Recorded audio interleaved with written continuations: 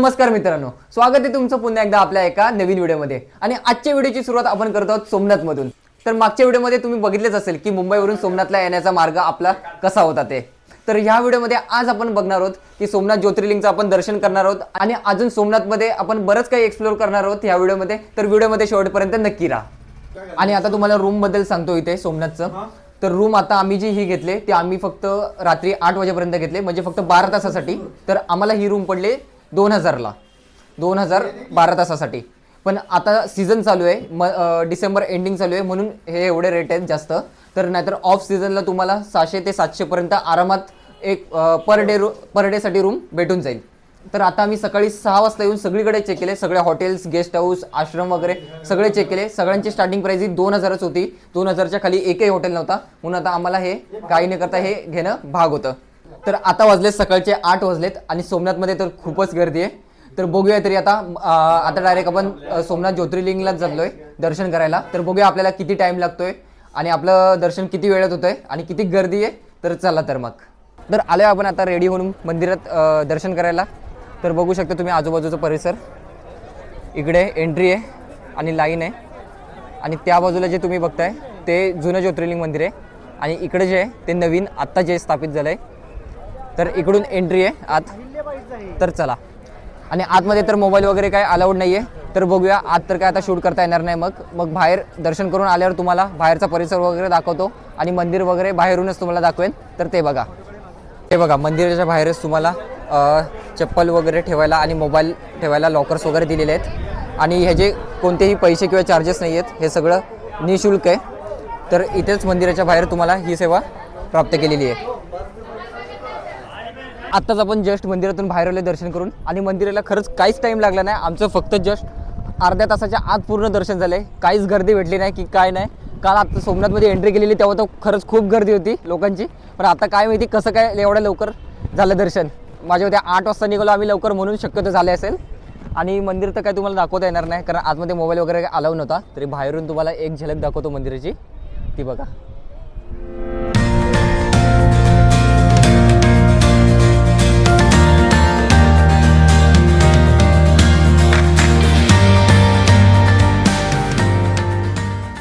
आणि जसं की मी मगाशी बोललो तुम्हाला की एक जे आहे मंदिर ते जुनं ज्योतिर्लिंग आहे, आणि हे जे सोमनाथचं मंदिर आहे जे मेन ते नवीन आहे। तर ते असं आहे की जे पहिलं आहे जे अहिल्याबाई मंदिर म्हणून ओळखलं जातं ते स्वयंभू आहे, ते स्वयंभू ज्योतिर्लिंग आहे। आणि जे आता जे हे नवीन सोमनाथचं जे मंदिर बांधलेलं आहे ते स्थापित ज्योतिर्लिंग आहे, म्हणून असं बोललं जातं की जे पहिलं आहे ते स्वयंभू आहे आणि जे दुसरे आहे ते स्थापित आहे।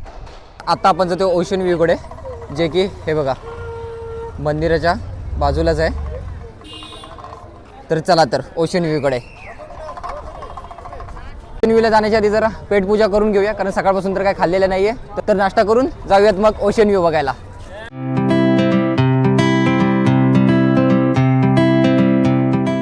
तर ओशन व्ह्यूला इकडून एंट्री आहे, आणि तिकीट प्राइजेस असेत काहीतरी 5 रुपये तिकीट प्राइस आहे पर पर्सन, आणि इकडून एंट्री। तर आता ओशन व्ह्यूला आपण आलेलो आहे, आणि माझ्या मागे तुम्ही व्ह्यू बघू शकता मंदिराचा। तर हा पूर्ण फुल व्ह्यू तुम्ही खूप वेळा इंस्टाग्राम रीलवरती किंवा व्हिडिओमध्ये बघितलाच असेल। तर तोच व्ह्यू हा ओशन व्ह्यूच्या इकडे। तर हा बघा मंदिराचा व्ह्यू काही अशा प्रकारे।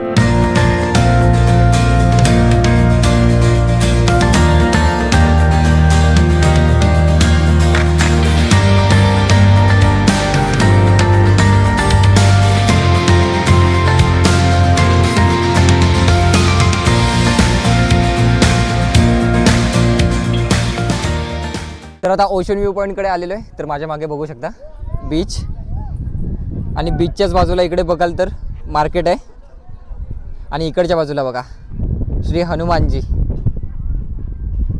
आणि त्यांच्याच मागे श्री सोमनाथ। चला तर थोडं बीचवर फिरू वगैरे आणि आपल्या दुसऱ्या पॉईंटकडे जाऊया।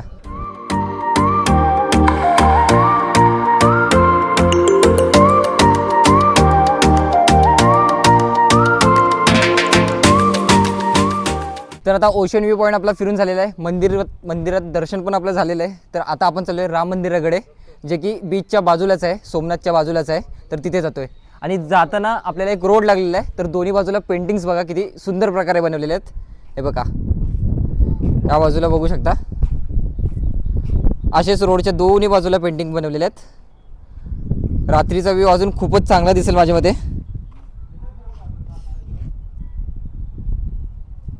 ओशन व्ह्यू मधून आता आपण एक्झिट करतोय. इकडून एक्झिट केले आणि इकडूनच राईट साईडला सरळ गेल्यावर राम मंदिर. तर चला तर मग फायनली आपण राम मंदिरला पोहोचलेलो आहे. तर मेन गेट बघा, मेन गेटच्या वर कमानी बघा की धनुष्य बाणासारखी गेलेली आहे.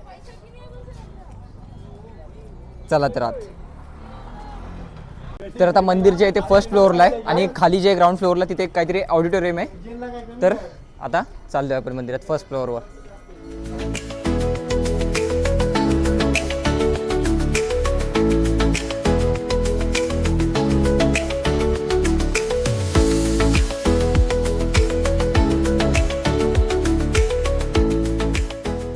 आम्ही आता एवढे लकी होतो की आताच मंदिरात आम्ही एंट्री केली आणि आरती चालू होती, तर आम्हाला लगेच आरतीचा देखील लाभ भेटला.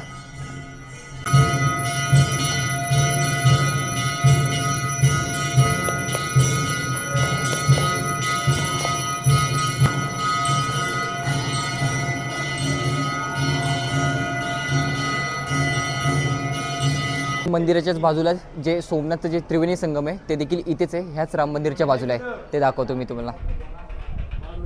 तर हे बघा, हाच आहे त्रिवेणी संगम आणि इकडच्या बाजूला समुद्र. आणि मंदिराच्या बाजूलाच इथे एक महाप्रसाद म्हणून आहे. हे बघा, हे मंदिर आहे आणि मंदिराच्या इकडे खाली महाप्रसाद म्हणून आहे. तर हे सुद्धा तुम्हाला निःशुल्क आहे की तुम्हाला टोकन भेटेल आणि तिथे तुम्ही जाऊन महाप्रसादाचा लाभ घेऊ शकता.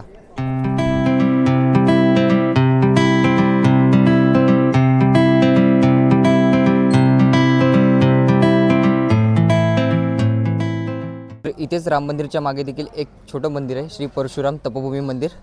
तर चला ते सुद्धा जाऊन येऊया इथे सुद्धा. तर हे बघा, अशा प्रकारे काही आजूबाजूचा परिसर आहे आणि अशा प्रकारे खूपच सुंदर प्रकारे मंदिर बघू शकता तुम्ही. आणि मध्ये एक तलाव देखील आहे, छोटे छोटे मासे येतात.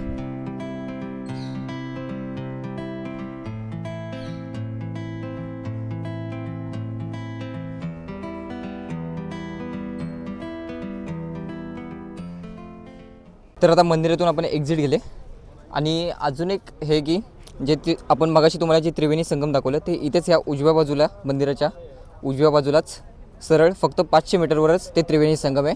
जर तुम्हाला टाईम असेल तर ते सुद्धा तुम्ही व्हिजिट करू शकता. आणि जसं की राम मंदिरच्या बाहेर पडल्यावर राईट साईडलाच त्रिवेणी संगम आहे, तसंच जर लेफ्ट साईडला तुम्ही फक्त 200 मीटरवर आलात तर ह्याच्याच बाजूला तुम्हाला दिसेल की हरिहर वन म्हणून. तर हे बघा, आता आम्हाला खरंच टाईम नाही आहे तर नाही तर आता हे सुद्धा व्हिजिट केलं असतं, पण जर तुम्हाला टाईम असेल तर नक्कीच हे सुद्धा तुम्ही व्हिजिट करू शकता, हरिहर वन म्हणून. तर सुरुवातीला मी ज्याप्रमाणे बोललेलो की 2 ज्योतिर्लिंग मंदिर आहेत, एक जुनं आणि एक नवीन, म्हणजेच की एक स्वयंभू आणि एक स्थापित आहे. तर त्यातलंच आता जे मेन आहे जे की स्वयंभू ते श्री अहिल्याबाई मंदिर. तर आता तिथे आपण दर्शन करायला जात आहोत. तर हे बघा, तर हे बघा मंदिर आणि मंदिराच्या बाहेर लाईन बघा. जेवढी गर्दी आपली सोमनाथला नाही भेटली आपल्याला त्याच्यापेक्षा जास्त गर्दी ही इकडे आहे. लाईन बघा कुठपर्यंत गेलेली आहे.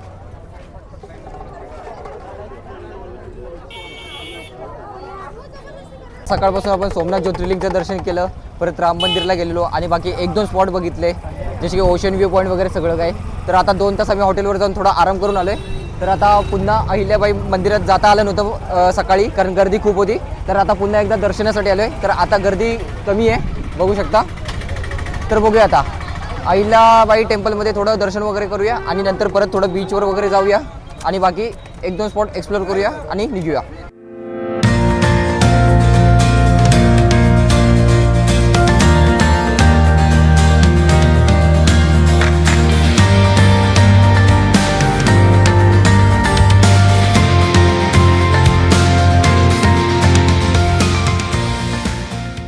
आत्ताच आपण मंदिरातून बाहेर आलेलो आहे आणि मंदिरात दर्शन पण लगेच झालेलं आहे आमचं. 15 ते 20 मिनिटच लागली फक्त दर्शनाला.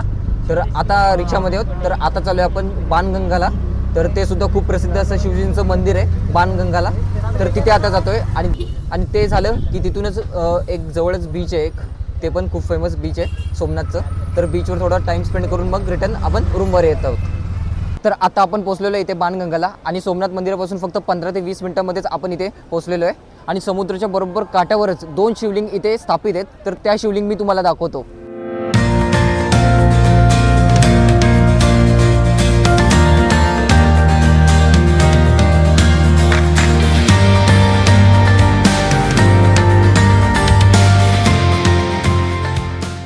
अजून एक बाणगंगेची एक तुम्हाला खास गोष्ट दाखवतो की इथलं जे पाणी आहे ह्याच्या मागे काहीतरी स्टोरी. आता ती स्टोरी मला ॲक्युरेट काय माहिती नाही, परंतु श्रीरामांशी रिलेटेड ती काहीतरी कहाणी आहे, स्टोरी आहे. तर ह्या समुद्राचं पाणी कधीच खराब होत नाही, नेहमी हे निर्मळ राहतं. आणि खरंच इथलं पाणी किती शुद्ध आणि निर्मळ आहे ना ते मी तुम्हाला दाखवतो. हे बघा, तर इथलं पाणी बघा,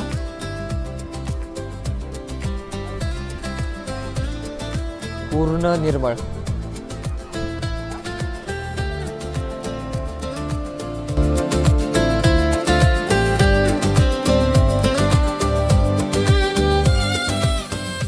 आता टाईम झाला आहे संध्याकाळचे 6:30 वाजलेत आणि सनसेट पण पूर्ण आता झालेला आहे, बघू शकता माझ्या मागे.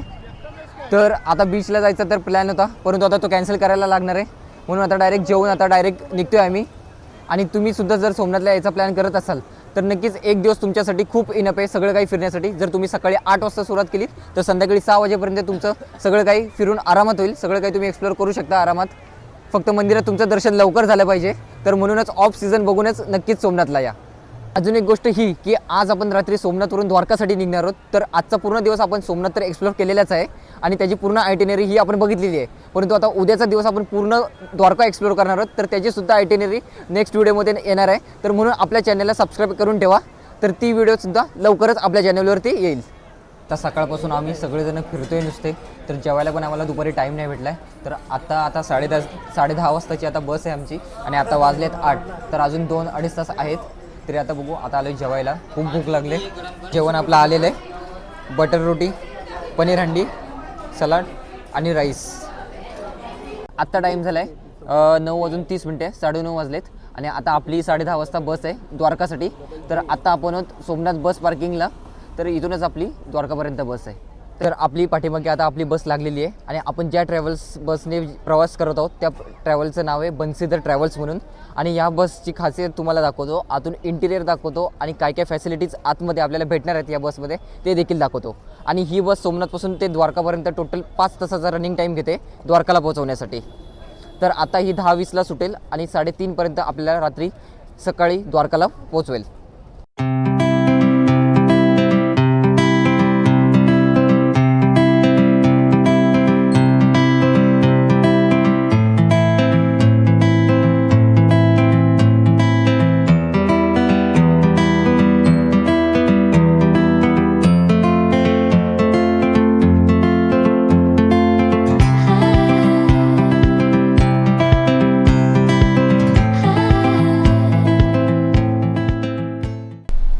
तर बसच्या आतला इंटिरियर तर तुम्हाला दाखवलंच आहे.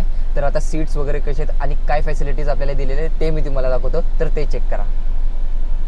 तर ब्लँकेट वगैरे 2 ब्लँकेट दिले आहेत दोघांना आणि एक पाण्याची बॉटल प्रत्येकाला. बॅग ठेवायला तिकडे होल्डर दिलेले आहेत इकडे पण आणि त्या साईडला पण. आणि AC आपल्याला इकडे बघायला भेटतं की 4 AC दिलेले आहेत, इकडे 2 पुढे आणि मागे 2 AC. आणि इकडे रीडिंग लाईटसुद्धा दिलेले आहेत 2 आणि त्या कॉर्नरला एक चार्जिंग सॉकेट आणि ह्या कॉर्नरला सुद्धा 2 चार्जिंग सॉकेट दिलेले आहेत आणि सोबतच फोन होल्डर सुद्धा. आणि सीट्स बघू शकता तुम्ही. आपला साहिल भाऊ झोपलेला आहे इथे, व्हिडिओ एडिट करतोय. आणि सीट्स बघा पूर्ण कम्फर्टेबल आणि स्पेशियस आहेत. तर अशा प्रकारे काही आतून सीट्स आहेत. तर आपली सीट ही अप्पर बर्थ आहे, कारण लोअर घेतली नाही, कारण लोअरमध्ये थोडे इश्यूज होतात. म्हणून जर तुम्ही कधी चूज केलात तर अप्पर बर्थच चूज करा, तेच तुम्हाला बेस्ट पडेल आणि कम्फर्टेबल पडेल. तर ह्या रूटची बन्सीधर टूर्स अँड ट्रॅव्हलरची तिकीट आहे पर पर्सन 600 रुपीज, जे की मला तरी वाटतं की पूर्ण 101% वर्थ इट आहे. आणि जर तुम्ही सुद्धा कधी सोमनाथला जर व्हिजिट करतच असाल आणि द्वारकाचा जर तुमचा प्लॅन असेल तर नक्कीच मी रिकमेंड करेल तुम्हाला की द्वारकावरून सोमनाथला हीच बस चूज करा म्हणून. तर फायनली आपण द्वारकामध्ये आता एंट्री केलेली आहे आणि आत्ता वाजले सकाळचे 4:30 वाजलेले आहेत पहाटेचे आणि आपल्याला 4 वाजता बसने द्वारकाधीश मंदिरापासून फक्त 1 किलोमीटर लांबच आपल्याला सोडलेलं आहे. तर आता तिथून आपण द्वारकाधीश मंदिरच्या बाजूलाच आहोत आणि आता इथे करंटली डिसेंबर एंडिंगला हॉटेलचे खूप इश्यू चालू आहेत आणि नक्की हे काय प्रॉब्लेम आहेत हे तुम्हाला नेक्स्ट व्हिडिओमध्ये समजेल. म्हणून जर आपल्या चॅनलला फॉलो केलं नसेल तर आपल्या चॅनलला सबस्क्राईब करा आणि हा व्हिडिओ आवडल्यास नक्कीच लाईक करा, कमेंट करा आणि भेटूया तोपर्यंत नेक्स्ट व्हिडिओमध्ये.